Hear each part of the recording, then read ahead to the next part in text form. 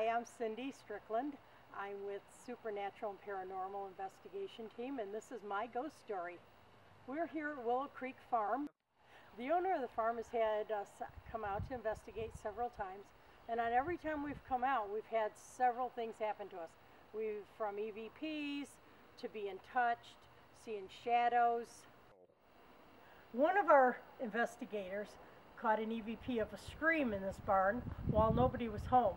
And as we're filming this now, we can hear sounds of the from upstairs in the loft when there's nobody up there. There's squealing and there's knocking.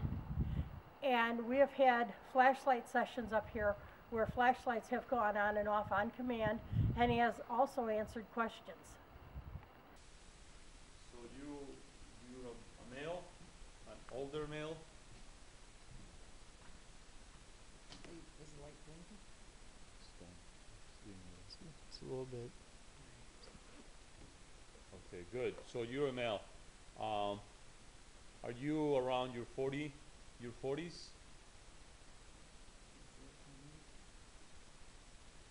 Yes? Yes. Oh, that's great. a yes. Were you working with a horse?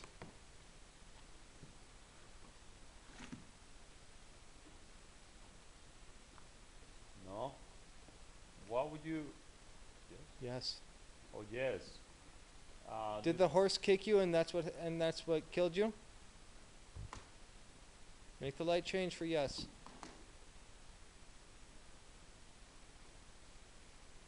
Okay, did you had an accident with the horse? Again, dim the light. Okay. Did you die because of that accident? Yes, you did. Hi, my name is Al, short for Albert Kelchner, spelled A-L-B-E-R-T, K-E-L-C-H-N as in Nancy, E-R. Tell me in your own words, beginning to end, about your ghost story. Oh, that's nearly an impossibility, but what I can tell you is there are strange coincidences surrounding my ghost story, and I'd have to say it began probably in 2002 when I left New York City and I moved to Illinois. Within several years, I did start to look for a little farmette, which was a lifelong dream, and on October 31st of 2006, I got an email of an MLS listing for what I eventually purchased and called Willow Creek Farm. There are a number of odd coincidences surrounding that that are best left to be told on another time, but I can tell you that at the closing, I asked the sellers as a joke if the house was haunted, and they got extremely serious and said, "It's interesting you ask. We were just talking about it this weekend. In fact, it's very haunted." And that proved to be true beginning the night of the move-in when friends helped me, a dozen of them, and 2/3 of them had their first paranormal experience ever. Some of them had multiple paranormal experiences, and it continues to this day. Please describe the location where your ghost story occurred and your relationship to that location. Well, the ghost story not only occurred but continues to occur at what I named Willow Creek Farm, and that's a small farmette located in the rolling rural northwestern Illinois hills of northwestern Illinois, near the Iowa and Wisconsin borders. And the property consists of about 30 acres, a barn. It probably dates from the same period as the house. My guess would be mid-1850s, and also a machine shed. And I am the owner.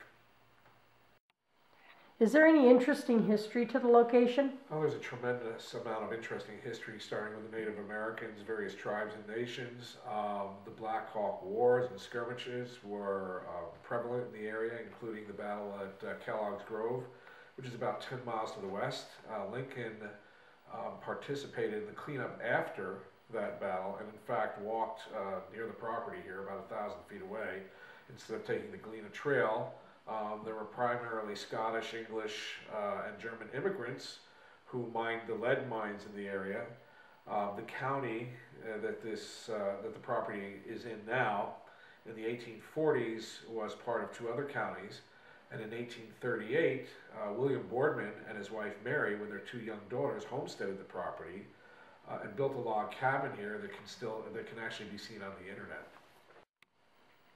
When you had your first experience here at Willow Creek Farm, how did it make you feel? Absolutely terrified. One of the things that I can't describe to people, a few people are aware of it, those who helped me move. on December 23rd in 2006, but is the creep factor this house had.